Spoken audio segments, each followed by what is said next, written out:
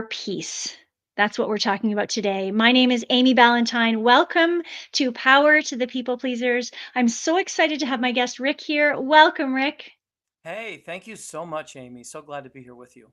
You know, our listeners, you're getting a real treat today with having Rick on the podcast. Not only are we going to get into his story and talk about the beautiful things that he's been doing, but he's also going to share some music for us. But before we get into that, and I'm super pumped for that part because you're sitting at a piano and piano music is my favorite. So before we get into that, Rick, I would love if you can answer the question that I always ask. Have you ever been a people pleaser, and how did that show up in your life if yes? Well, yeah, what happens, I think, and I've studied this, I've now they have the YouTube videos and people talking about it, and it's amazing because you really feel like you're getting some support. You feel kind of isolated at first, you don't know what's going on. But I think when you are a person who sticks to your guns and you stand by the truth, and those kind of things, you will get resistance and sometimes in a mob mentality. Sometimes the person that wants to that doesn't that resents you standing by those guns will then gather other people, and all of a sudden there are these people that won't like you too much, and it's kind of like it's very strange because it's like, wait a minute, you're supposed to like me more for these qualities, not let what's up with that. So it was my when I started to get introduced to that kind of the no good deed goes unpunished sort of situation. That's when I realized that I had to, in defense of the situation I was in, I that was my natural thing, was to try to please, try to play. Gee, I don't want you. In fact, I want the opposite. In fact, what the reason I am who I am is for the opposite reason. So why Mhm. would I want this kind of a reaction? And that then, that defaults you into a people pleaser, it seems Mhm. to me. Yeah, I think it's interesting that what you're talking about, and the reality that I like to share with people about this is it's often showing you more about that other person than yourself when they're treating you like this for standing up for yourself, right? So, Right. um, I think we have some work to do, and I'm glad there's more resources and information out there about setting boundaries and saying no, and honoring people who do those behaviors, who actually do that, to say, okay, I hear you. And even though it may cause some challenge in whatever the area is because that person said no to, a project, or taking on some kind of role, uh, if the more we begin to listen to each other and honor each other, I think we're going to get even more quality relationships, Right. where we're empowering each other versus having people say yes just because they want to make people like them, right? Well, yeah, because it's such a mixed message, and then you find yourself defaulting into that, and now you're dancing through hoops, for what? Well, you're dancing through hoops to regain back what it is that you wanted to receive anyway for your good qualities, but you're kind of doing it to avoid, you know, um, Pain. yeah. So it's quite an interesting thing, but it's great to be able to learn about it. And also, the interesting thing we talked off camera about is that you have a chance to obtain certain qualities from this unfortunate scenario. You have a chance to gain empathy and apathy, Yeah. and certain qualities that you can be used to your advantage for other people who would also appreciate those qualities. For sure, for sure. I'm glad you brought that up. Before we get into our discussion of peace, jazz for peace is your trademark there, and hearing you play your beautiful music, I wanted to introduce the guests to you, because you are an incredible human doing great, great work. It's interesting that while witnessing the extraordinary events of 9/11 from his rooftop less than a quarter mile away from ground zero on that fateful morning, Rick wrote a poem called Jazz for Peace, which then led him to perform over 850 concerts to help the world's most outstanding causes in what is now considered by many to be the most significant cultural event of our time. So, Rick DellaRatta is now considered by many to be one of the finest singer pianists performing today. and only one of only a handful of jazz artists who can make a successful musical presentation to a large audience without having to abandon the true art form of jazz. So I'm excited to dive into this story, but I know first you want to play us a song, so you can take it Yeah, away, that's Rick. a lot to live up to. I'll try my best. We'll just have to see what happens. Just We be have a you. Yeah, we have a theme. We go through different themes. Like there's been like in big controversial elections, we would say, "What is your jazz policy?" Would be our little Mm. theme. Um, uniting people through the art form of jazz is another slogan. Helping those who are helping others, because we've been a Mm. concert series. Now with all the geopolitical issues surrounding us, we have one that we hope people will latch onto, and that is the final solution is love. And Oh, so, yeah, isn't that nice? Right. yeah, I think it's true. I I agree. stand by that. The final solution is love. I mean, because if you don't come to that conclusion, I don't know what I don't know what the result could be. I don't want to see the Mhm. result. So we're trying out different songs. Our volunteers will request different songs that might fit that. So this is kind of a favorite of one of our volunteers. We'll see what happens here. Okay. Amazing. For a while, to love was all we could do. We were young and we knew, and our eyes were alive. Deep inside, we knew our love was true. For a while, we paid no mind to the past. We knew love would last every night. Something right would invite us to begin a dance. Something happened along the way. What used to be happy was sad. Something happened along the way. And yesterday was all we had. And oh, after the love is gone, how could you lead me on and not let me stay around?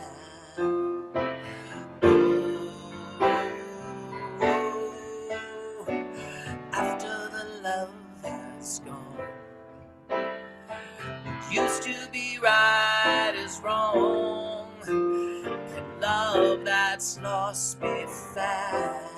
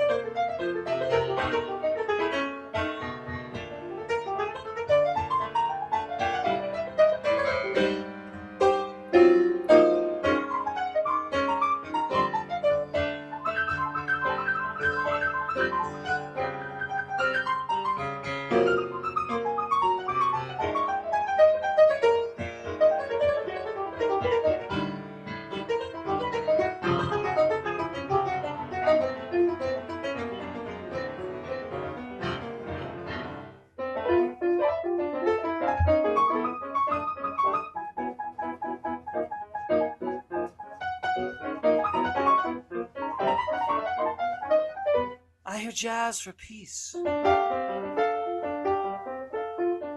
coming through the trees.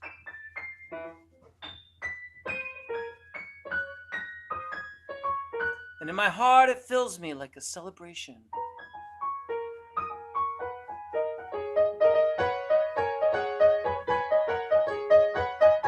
I see the light,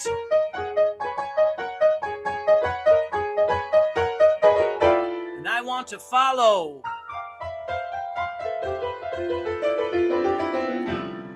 Inspired by the past contributions of those that came before.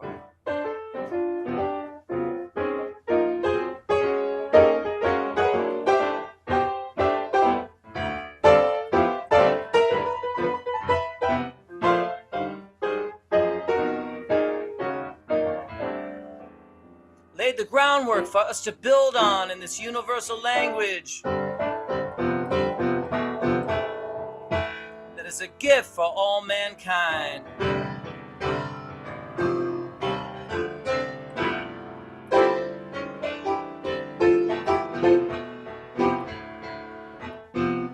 And when we speak it,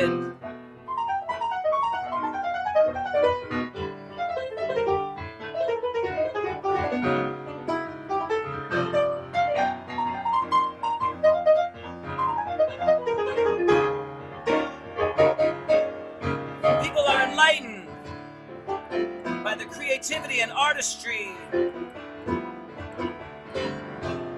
stands for peace and love and humanity.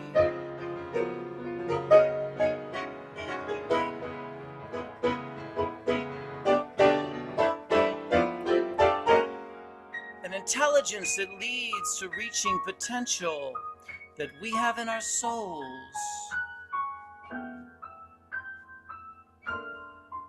So we can raise our total conscience.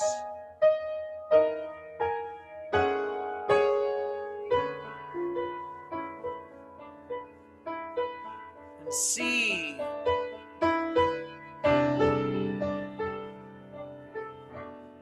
that the gift of giving is our greatest privilege. I hear jazz.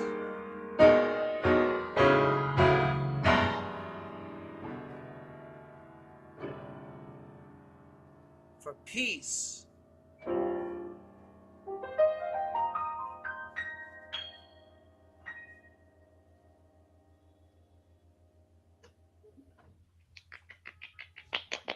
Oh, thank you.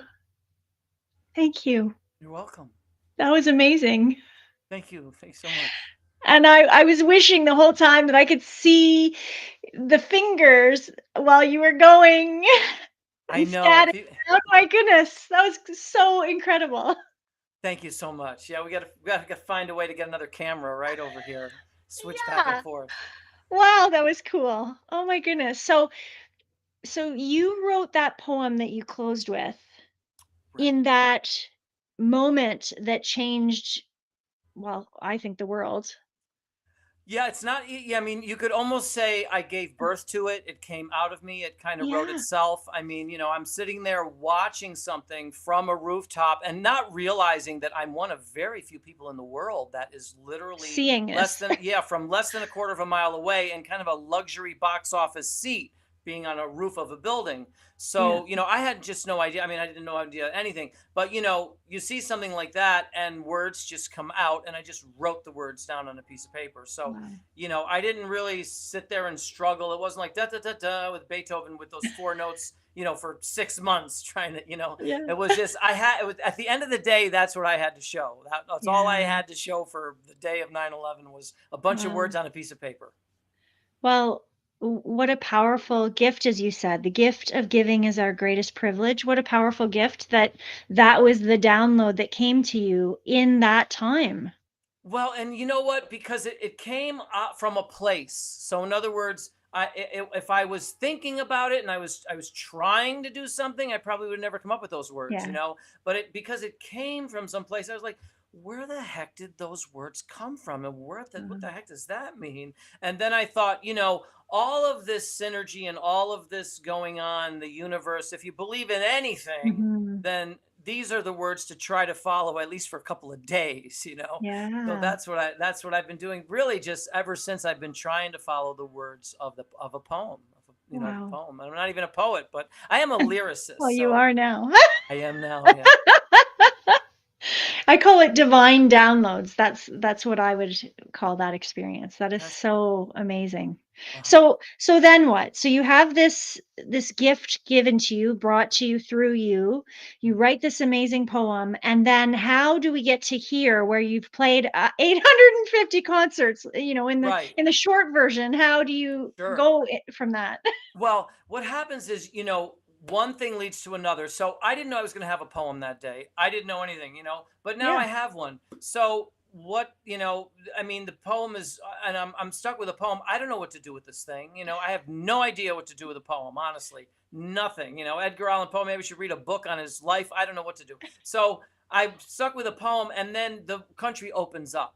And Hmm. then I had a concert as a headliner act in Savannah, Georgia at the Savannah Jazz Festival. And it was major Wow. because, it was a headliner. I was the headliner at the festival. And so I asked somebody, how many people are going to be at this festival? They said 8,500, and they're all going to see you because you're the headliner. And they're all Yeah. going to be psyched to come out of their houses too. Yeah. Everyone's been holed up.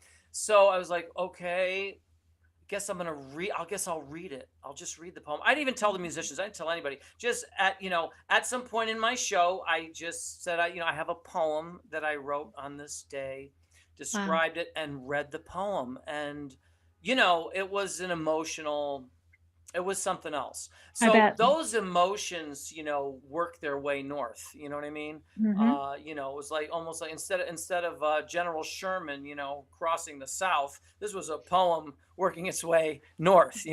So Yeah. when I got back to up here, New York City, but I had another event in upstate New York, and they called me and they said, "Hey, what the heck is going on with you with this poem? We've been here. They've been hearing about it." And then Wow. someone called from a newspaper, and I had known the guy because I'm from upstate New York originally. So I had known the guy. I wasn't sure if he was calling me because I had never was just received a call just to talk. But he didn't say anything. He just called and started talking to me. "Hey, Rick, this is blah blah. You remember me when you play blah blah? Yeah, I remember you. What are you up to? What are you been up? And next thing I know, he's like, "Now this poem, can you Mhm. recite it?" And I didn't know that he was taping me, and I didn't know it was going to be an article. He didn't say anything like that. He just a Wow. conversation, and I just talked to him, and I said, "Yeah, I can tell you the poem. Yeah, tell me that poem." And I told him the poem, and came out, I guess, in his tape recorder. It must have, because he couldn't have written that fast. So this Yeah. poem is published in an article, Mm. which is a preview for the concert. And Mm. in that article is another crazy thing that happened. I just said off the top of my head, because we're just shooting the breeze back and forth. And I said, listen, I got to tell you something. If we would, as a species, just embrace our greatest qualities, if we would just embrace each person, each one of us embrace creativity, artistry, humanity, intellectuality, if we would do that, we would have a better chance at avoiding the behavior that leads to destruction. I Yeah. didn't think much of it. I just said it was off the top of my mind. Well, that sentence gets lifted, unbeknownst to me, by famous quotes websites. And the Wow. next thing I know, this is years go by now, and I'm keep seeing this quote somewhere because I'm looking for something else. Someone call and say, "Hey, you guys, Jazz for Peace, you guys were in Portland before. We want to have you back in Portland. Could you send us information about?" And I'm like, "Okay, I'm looking for that," and I can't find what I'm looking for, but I find this quote. I find somebody's like, "My favorite 50 quotes of all time," and I see a little thing with me, and I click on the link, and this somebody had listed his favorite 50, and I'm in it. Well, how did he even find out about it? Well, because I found out it's on every famous quotes website. So I have Mm. I'm a one hit wonder in the quote world and in the poem world too. I got these two hits, So far, Rick. So far.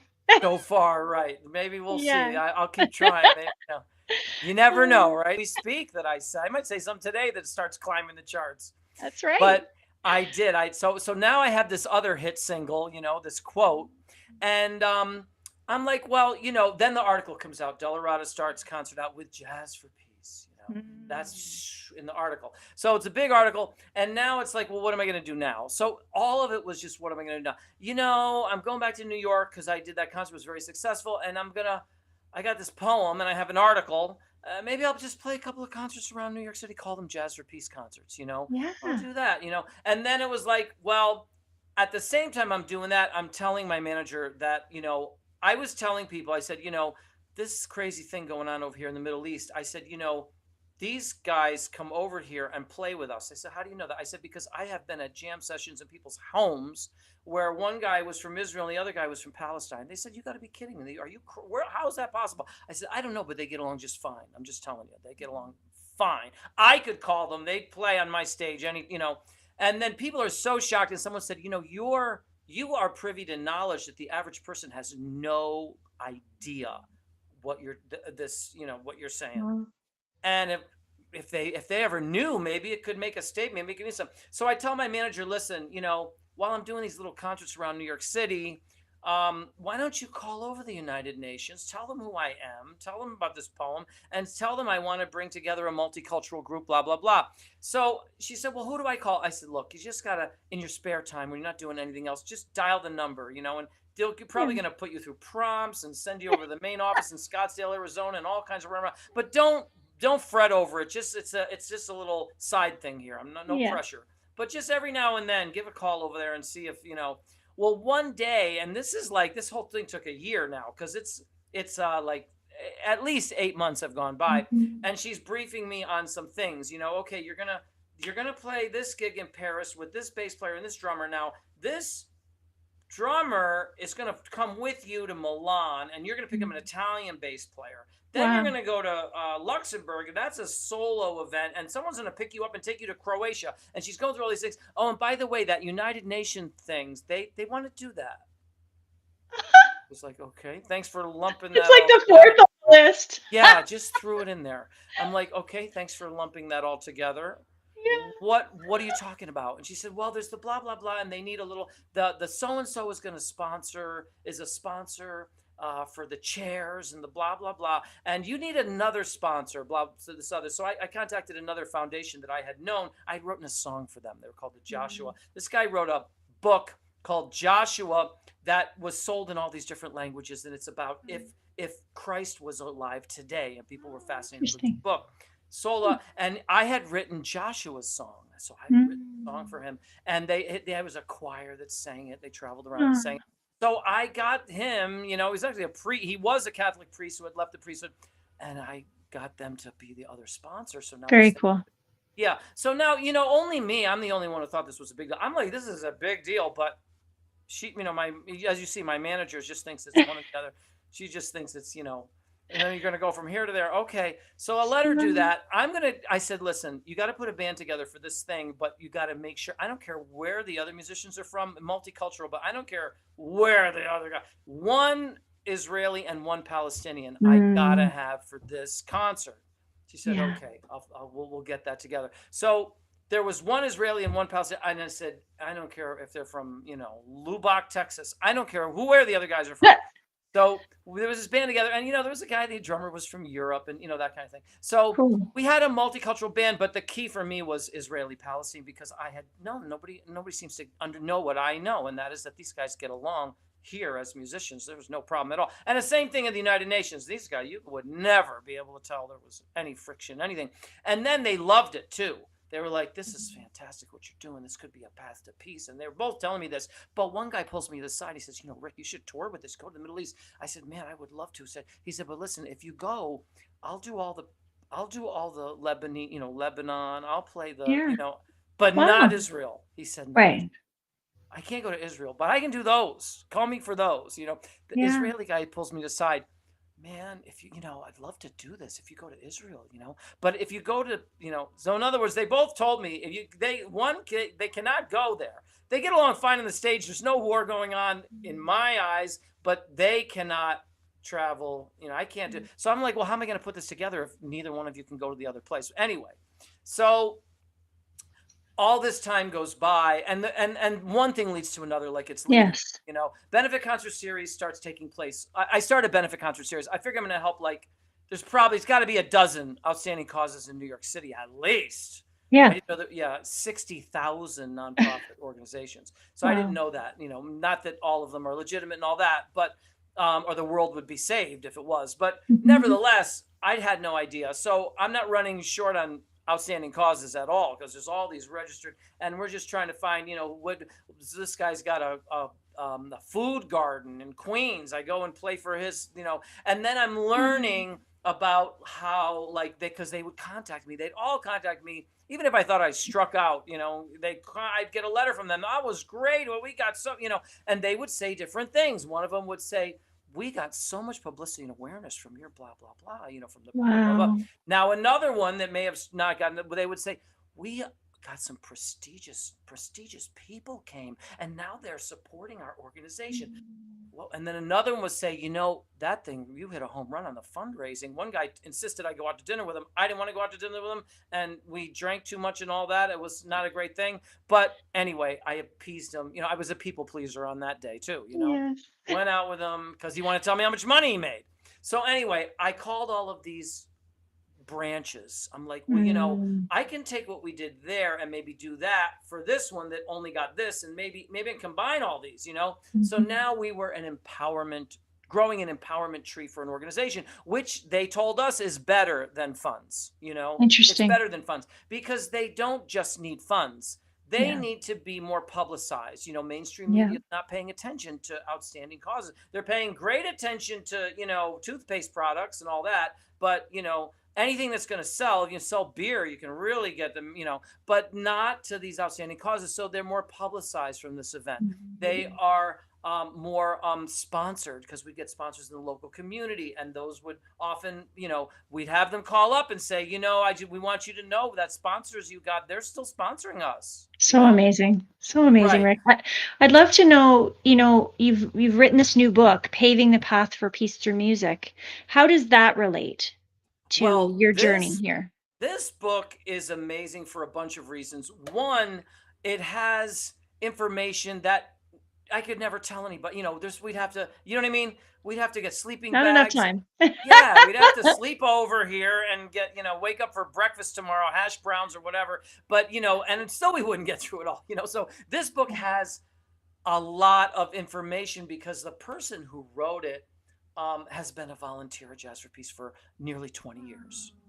So she has been through all of the different transformations, and I got her to kind of do it because she once a long time ago wrote a little article. She's another one-hit wonder. She wrote an article on Jazz for Peace that was published by All About Jazz, which is a jazz portal. Wow. Wow. And now, if you might get a couple hundred people to view your article, on the because it'll Yeah. say the views. You might get a couple hundred. Maybe if you have really good, you get that. 12,000 people read her article over Wow. the years. Yeah. So yeah, and then there was this Chat GPT, which scrapes things off the internet, will help her gather information. So she became interested as kind of a hobby, work Mm. together. And the book has a lot of things. Honestly, if somebody wants to raise funds and this empowerment we're talking about, the book is a great tutorial. So not as a great reading and great for somebody, but it can also help an outstanding cause. Cool. We can, I made sure a lot of stuff was strategically placed in there.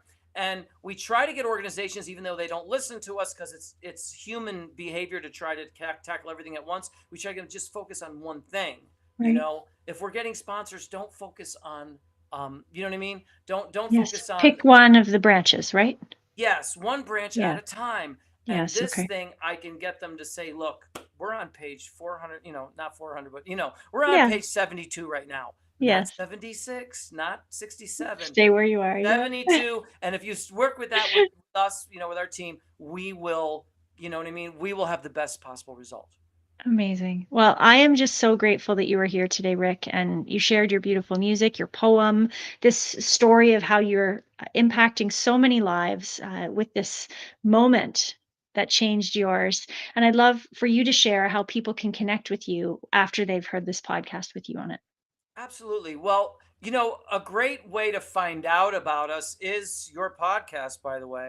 And people should watch your podcast, learn about us, and then see if they want, they're welcome to just, like I said, put Rick DellaRatta famous quote and, Mhm. just see what else comes up. Of course, we're on, all of those platforms, YouTube, etc. Yes. But a great way to connect with Jazz for Peace is really just send an email. And the reason I say that is because our email address is just generic info@jazzforpeace.org. So info@jazzforpeace.